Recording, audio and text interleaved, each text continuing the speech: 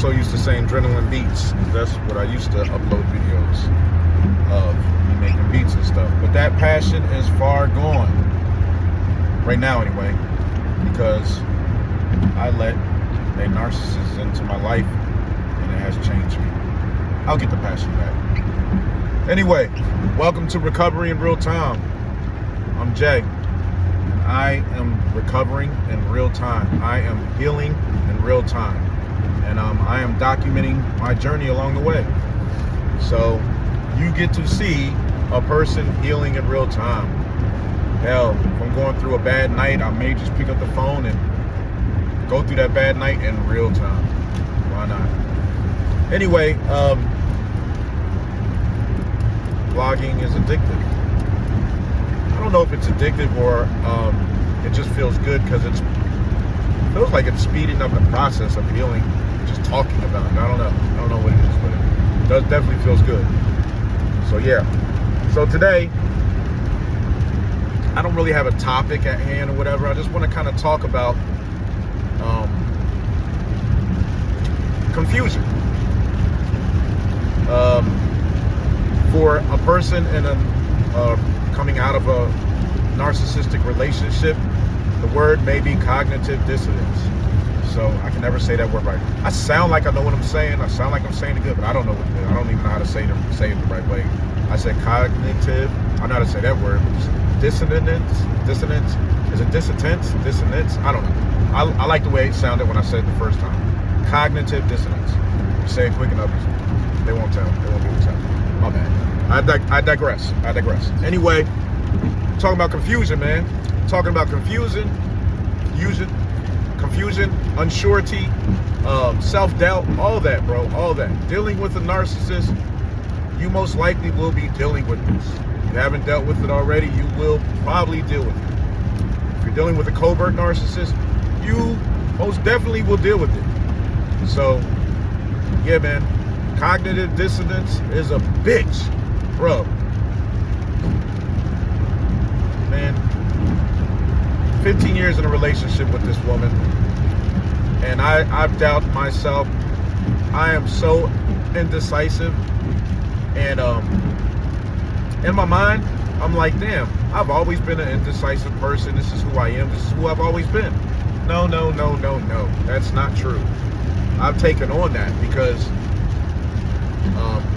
the mind games that was played led me down the road to believe that. It led me down the road to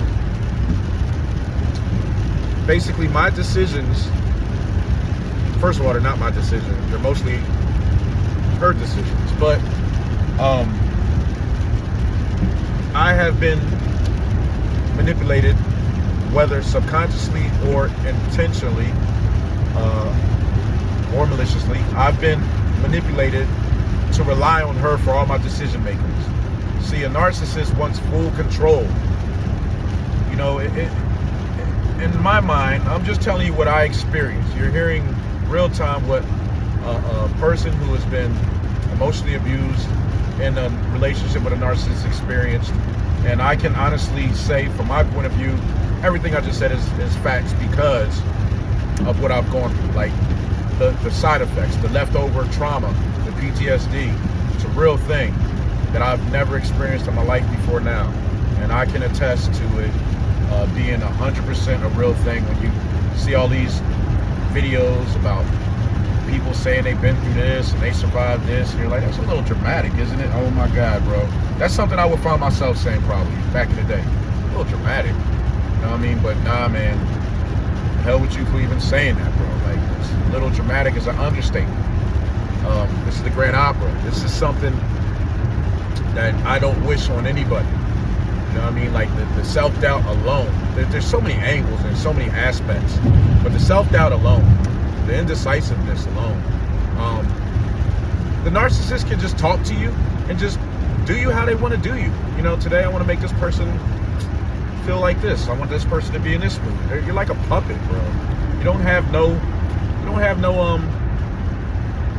like your will is not even your will. It's hers. Like, because you're walking on eggshells. You don't want to upset.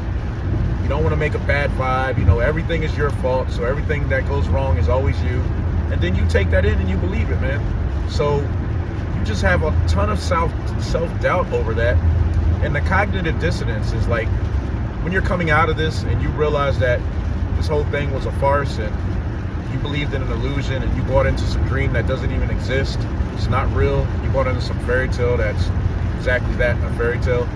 You bought into that.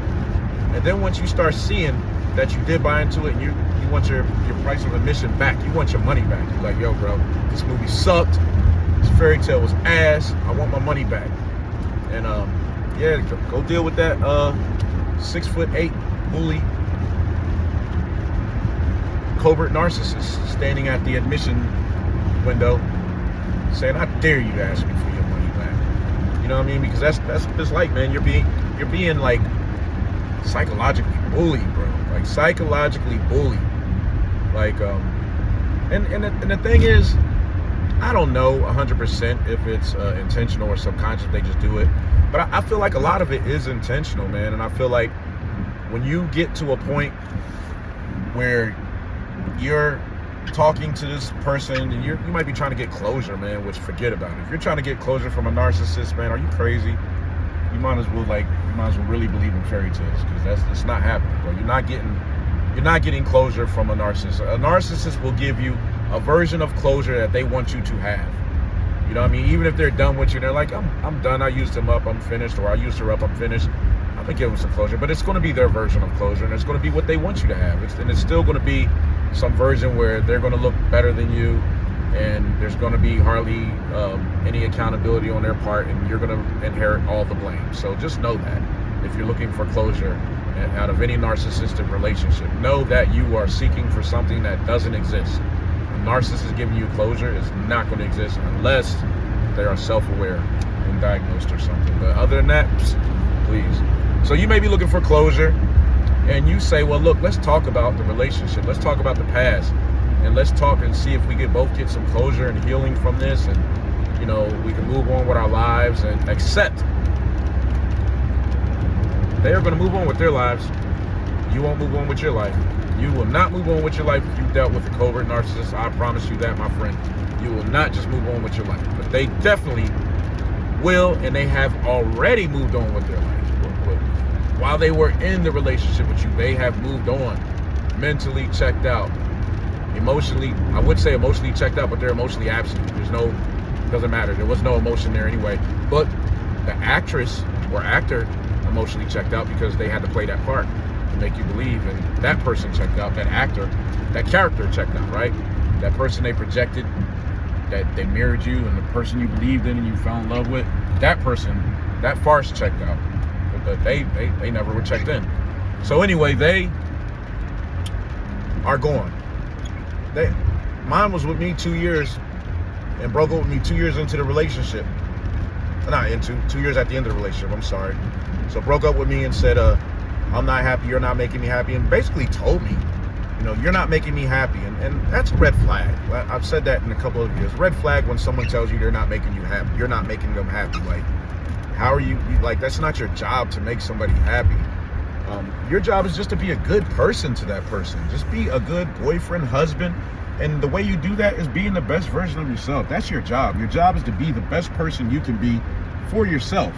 And then they will benefit from that. Everybody in your life will benefit from that once you become that good person. You know what I mean?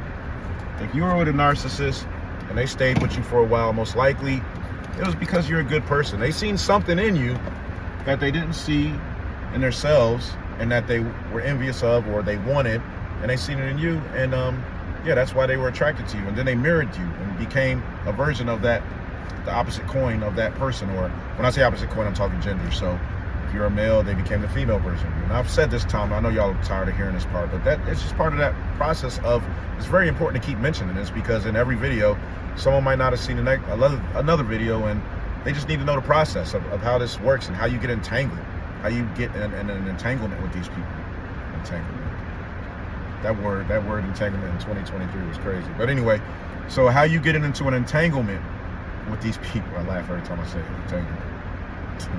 All right, so yeah, you are entangled emotionally and everything, but they are not entangled with you, my friend. They have full control over everything. So they will let you have what they want you to have. You know what I mean? So they're in full control, man. And you believe in this illusion, and you're all in, all poker chips in, all cards face up on the table, and they're holding, 2 or 3 cards behind their back. They got a card under their foot. They got a card taped under the table. They got a couple up their sleeve. They got one in their hat. They got cards everywhere. You know what I'm saying? They got cards to play everywhere. So they're playing cards. They're like, this person over here, he's cute.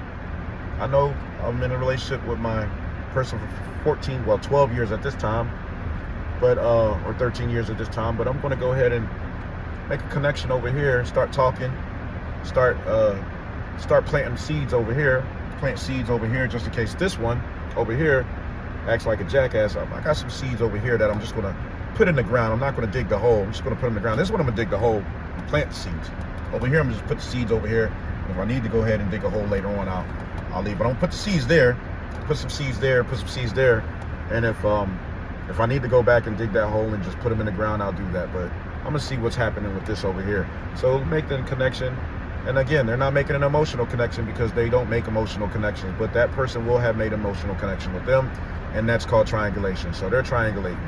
So in other words, there's 3 parties in this triangle, right? You, the narcissist, and then the third person that they are going to start love bombing and doing everything they did to you in the beginning. So they're doing that. And that's when you'll notice hella devaluation on your part. Hella devaluation. You're starting to get cut down more often. You're starting to get, always talking. Mine was a smart ass, man. Smart ass, sharp ass tongue. Sharp ass tongue. Really, really, really quick, witty, and just sharp as shit with the tongue. Make you feel bad in a heartbeat. Real quick to make you feel bad. Easily make you feel bad. So that's what she did. Meanwhile, she's giving everything positive to this dude. She's giving you all the negative. And thanks to my friend in that support system group I have, you know who you are, but you're the one that kind of made me see this. But yeah, when you're giving negative to one, you can give positive to the other. So there's no negative coming on this party over here. They're getting all positive, and then you're getting all negative, right? And it's just all bad. Like, you just feel like crap all the time. You're walking on eggshells. There's nothing good. But this person over here is reaping every positive, good benefit that you reaped in the beginning, plus 10. You know what I mean? Because they have you to punch. You're the punching bag. So I could go out here and take my frustrations out and give him all the good everything. And they might be doing, it might just be more than just a verbal connection. It might be physical. They might be stepping out and having sex. There might be, I got coming home late tonight. I can't tell you how many times I heard. Now, I haven't caught anybody, so I'm not going to say that. I'm not going to do any accusations, but I'll just say that there's definitely, in my mind, I'm thinking it probably happened, but I can't call it 100% because I didn't catch nobody because I'm a jerk. I mean, no, I'm not a jerk. I'm an idiot. My bad. And I say that lightly. I'm just playing in the moment, not an idiot. But anyway, so yeah, they're giving this person everything and giving you all the negativity, and they're making their exit plan, right? They're making their exit plan, and then you will be discarded, just like that. 14 years, 12 years, whatever, and snap of a finger. It's like they light switch, they cut the feelings off, but guess what? Feelings been off anyway. There wasn't no feelings. Narcissists aren't capable of feeling like how you and I feel. They don't feel like that. So, it leaves you in self-doubt because you're like, I've done everything I can, and I'm not going to get into details, but I tried to become that person that she was saying, and it was a lot. I did it, and I was actually happy to do it. And it felt good doing it. It felt good to make her happy, you know what I mean? But it was still transactional. It was like, I'm doing this for you, so you're doing this for me. When I was doing it for her, I was actually genuinely happy because she was happy. You know what I mean? Because that's what regular people, that's how they operate. But these people don't operate like that. It's all transactional. So meanwhile, they discard you one day, leave, and the thing with a narcissist is, man, they can never be alone. So once they leave you, once she left my house in November, that just passed, she was with the guy in December, a little bit before the middle of December. Me and her, we had an encounter December 8th, and she called me December 12th and said she met someone. When I say encounter, I mean, yes, sex. So anyway, yeah, that happened, and then not even 6 days later, you call me, or she calls me and says she's met someone and it's serious, and I really like this person. I'm like, what? And then by January, they are a couple. She's calling him boyfriend. And by January, she's also having him around my daughter. So they can move on really, really, really extremely quick. And you are just left in shambles. You're like, and then you have to hear about this, see about it, see it. If you're on their social media, you have to like go through it. You have to go through all the, you're still in love with this person because you're still believing in the illusion they sold you in the beginning. And you're like, wait, that was my dream girl. I want what I had like in the beginning. And you know, that was just a farce. You'll never have that. So I'm not going to keep talking about the experience. I'm going to go and tell you what you need to do. So what you need to do is quickly exit all social media that is connected to them. You need to block them on all social media. And if you're in a relationship and they discard you and you find yourself questioning things, and that means your next move needs to be to cut off all social media. You do not want to see what her and this guy are doing. It is only going to add to your trauma. It is going to slow your healing process up tremendously. So avoid it. Avoid all internal questions like, I want to know what they're doing. I want to know what this guy looks like. I want to know his name. I want to know. You don't want to know all that. You will know that in good time. When you are healed, you can know all that. And when you're healed and you know it, it won't hurt. When you finally get to a point of indifference with this person, that's when you should know all that. You should not know all that while you're trying to heal him. Remember, you have to focus on you because you may have kids. You may have other people that depend on you. You have to be there for them. Don't be selfish. Don't think only of you. You have other people probably depending on you, maybe, hopefully. And if you do, you have to think about that. So cut off all social media. Tell your friends, don't send you anything regarding them, and you don't want to hear about it. And then your next move is to limit the access. Now, I have a child with mine, so I can't just X the access out completely. So what I have to do is go to the most no access I can do while still co-parenting. So in my case, I am doing email only, and I unblocked her on my phone, but she can only contact me through my phone in a case of emergency concerning our daughter. So there. And I got to tell you, I've made that move recently, because remember, this is recovery in real time. Everything's happening in real time. I'm going through it right now. I made that move in the last 5 days, man, or I think it's been 5 days, maybe a little bit longer, 6 days, 5 days, I think. So anyway, since I made that move, man, it has been, it's like, it's added like, it's added nitrous oxide in the gas tank in my recovery tank, my healing tank. My healing recovery tank has just had a boost of NOS, which is nitrous oxide, what they use in the cars to give them those big boosts. I just had a boost of that, man, because I really feel like it's helping the process a little bit quicker, and she doesn't have access to me. So her having access to me is a bother, because when she texts me and I see just the text, I get anxious because I picture her and all that. And yeah, so going to email has helped tremendously. So limit your access as much as you possibly can. If you have children, see if she'll go for the email. Mine didn't do it at first, but I made it reasonable enough where she took it to her boyfriend. He would be like, well, hey babe, why is that a problem? I mean, he's just telling you that it's email and then contact through phone. That's probably how goofy he really sounds. No, I'm just playing. I don't even know, dude. I'm just playing. But anyway, it's not his fault. It may be his fault because she might have been cheating on me with him and he knew. But see, you start getting in your head and overthinking stuff. Doesn't matter. None of that matters because I'm on my own journey. I'm healing. See, this is why this is real-time recovery. If this recovery was past tense, these thoughts would not be happening. And you need to see these thoughts. This is the stuff you need to witness and know, because if you're going to go through this, or if you're going through this, this is like what's going to happen to you. So anyway, yeah.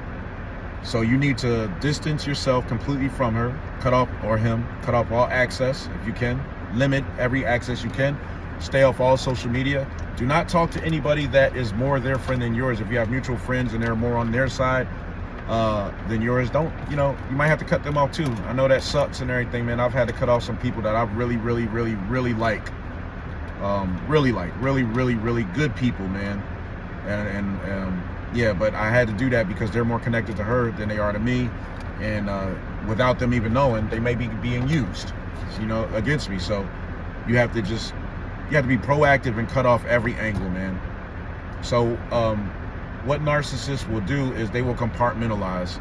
So they will look at you as a object that they own. They will not look at you like a person. You are a commodity.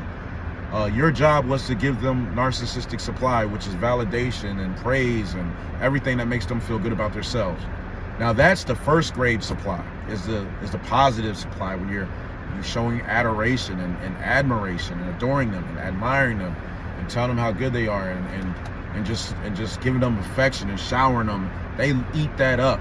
But if they can't get that from you, they will take the secondary, which is the negative emotion, and that is them provoking you or getting you all in your emotions negatively, and they'll take that too, because that's also showing them that you care so much about them and you're putting them up on a pedestal. Because if you can say I hate you to a person, that means you love them, right? Because at some point in this type of relationship, in this dynamic, not all dynamics, because people say I hate Hitler, I don't think they ever loved Hitler, but in this dynamic, in a relationship, you've been with someone these many 15 years and you end up saying I hate you, you're saying that because you love them. You're saying that because at one time you loved them, or you do love them, and most likely you still love them, and that's why you're saying that. So the narcissist takes that too. They're like, yep, he loves me, so got him pushing them buttons, got him showing them emotions, and I could push a button and get that emotion out of him. You know what I mean? Like, everything is validation. Shout out to my friends, because y'all taught me that too. Learning so much from my female friends, man. Y'all don't know how important it is to have a great support system. I wish I could say y'all names. Y'all know who y'all are. It's like 4 of y'all, man, but y'all have been like very, very, very instrumental. Look at me saying the wrong words. Instrumental in this healing process, and literally probably saved my life a couple of times without even knowing it. And I appreciate y'all and love y'all. Love y'all, love y'all, love y'all. Y'all know who y'all are. My emotionally intelligent female friends. Love you. All right. Anyway, get back to this. So, yeah, I don't know where I was, but wherever I was, just know that you are going to be torn apart, probably psychologically and spiritually, physically, emotionally, and it's a fight, man. It's a constant fight. Every day is a struggle, man. But the cognitive dissonance, getting back to that, I'm so off topic. The cognitive dissonance is basically, look at this. I'm gonna just show you something. I'm not even in the same town as them, right? But I know dude is a worker at some job that I'm not going to mention, and I just seen somebody get out that I had to look like him a little bit, and I just got anxiety. Just that quick, man. And knowing damn well I'm in where I'm at, and she's where she's at. Like, it's no way. And I got anxiety that quick. You know what I mean? Now I'm anxious a little bit. It's still there. It's got to subside. See, this is recovery in real time. Sucks, bro. This sucks. This sucks. So anyway, cognitive dissonance. So they will gaslight you, manipulate you into believing their narrative of the story of your relationship, and not your narrative. Your narrative doesn't matter. If you allow them access, your narrative is their narrative. So just know that. Just know that they are smarter than you, because in manipulation tactics, because that's what they do. They thrive on it. They live on it. They know how to do it. They're masterminds at manipulating and gaslighting. You are an amateur and a novice because you don't do it. You don't know the first thing about manipulation and gaslighting if you are a target, most likely. Sometimes they target other narcissists, but if we're comrades right now, if we're here, then yeah. If we're mano a mano, then you don't know the first thing about it. So just know that your narrative is going, and then you believe their narrative, and you start questioning who you are, your identity, and all that stuff. And then also, there's actually videos I've watched where they're talking about chemicals like cortisol and dopamine, which is released in a good moment. So if they give you have a good moment with your narcissist that's extremely good, you're going to release dopamine, and you're going to associate that narcissist with dopamine, and you're going to be looking for that dopamine hit and that narcissist. So you're going to avoid all the negativeness and just try to make everything positive. Try to please that narcissist so they can give you dopamine, like a good dog, like a good little puppy. You know what I mean? Like the puppy that gives you paw for a treat, or stands on its hind legs for a treat. That's what you're essentially doing. That's what's happening to you. And and then what happens if a dog is abused? What happens? That same owner that is making them give a treat, that dog is showing them unconditional love. And the moment that owner, that dog cowers down and cowers, and tail tucked between the legs, and that's what happens to us. That's what happened to me. I'm a very strong individual. I've survived a lot. Been on my own since 13. Been through a lot, man. From Philadelphia, and seen a lot of stuff, and been through a lot of stuff. And I was a puppy with my tail between my legs, cowering in this relationship. It literally broke me down. And I've cried, and I've contemplated some dark thoughts, and you know, all that, man. So also just know that you're not alone, man. There's millions of us out here going through this, bro. Millions of us. We're not alone. You know what I mean? That's why I'm doing this. I'm doing this to help you. You know what I mean? To help you. I wonder if this truck beside me is watching me talk to my phone and they're like, oh, he's a YouTuber or something. I don't know who he is. But anyway, there goes that guy that look at that. I got anxiety again, knowing that that's not him. Knowing damn well that's not him. You gave me anxiety because I thought you was someone else, but you're not someone else. All right, man. See? Anyway, look at that. Got me questioning myself. Not even sure of things anymore. And then when I see anxiety again, because the car that she drives just drove by. Automatic anxiety. This is what I'm talking about. You have no control, bro. Your control is gone. So you have to recover and you have to heal and you have to go through this process. And believe me, when you get to the other side, you're going to be a strong person. I wanted to say so many things, but so many curse words. But you're going to be a very strong individual. You're going to be a strong person. And if you're an empath, you're going to be a stronger empath. And you're going to know what signs to avoid and what red flags. And you're going to find that person. You're going to find that person that's going to give you everything you didn't get. And you're going to appreciate it that much more. And this is God getting me ready for that person. I had to go through these two women that I went through that terrorized me. Damn, white car, white truck, SUV. Just passed again. But anyway, God put me through this so I can be the best version of myself for that person that comes in the future. And you got to know that the cognitive dissonance and all that stuff will go away. Your memory will be restored because I'm starting to get my memory back. The less access I have to her and all that stuff, I'm starting to remember things and like, you son of a, you know what I mean? Just because I remember the way I was treated in a way, and I'm like, Jezebel. Anyway, you will be a better person. You will go through this, and what doesn't kill you will make you stronger, and that's a fact, 100%. Anyway, I normally would say adrenaline beats, I'm out, but this is not that. This is Jay signing off from Recovery in Real Time. This was a good one. I like this one. I like this one a lot. I feel good. That anxiety just went away. Dude's still there. The anxiety just went away, and now I got a fluster of good emotions because I feel like I just helped one of you fuckers out there. I know I just helped somebody. Anyway, love y'all. Protect your peace. Protect yourself. Protect your emotional, how should I say this? I got to think of a sign-off thing. Protect your peace. Remember, practice self-help, self-care, self-love. Keep your self-esteem intact. Do not let no one take these things from you. They can only be taken from you if you give them away. They cannot be taken by force from you. You can only give them to people. And be careful who you give anything to concerning your own spirituality, your spiritual being, your inner being, and your emotions and your love. Do not give that to anybody. That is a gift that not everybody deserves. Only special people deserve it. Only chosen people deserve it, who God's chosen. Only the person that is going to be positive and bring positive light into your life deserves it. Remember that. Do not let toxic people into your lives. That includes friends, family, everybody. Do not, if these people are in your lives, get them out. Get them out. Other than that, protect your peace, stay healthy, keep your mental walls up, keep everything strong, recover and heal. This is Recovery in Real Time, Jay. I'm out.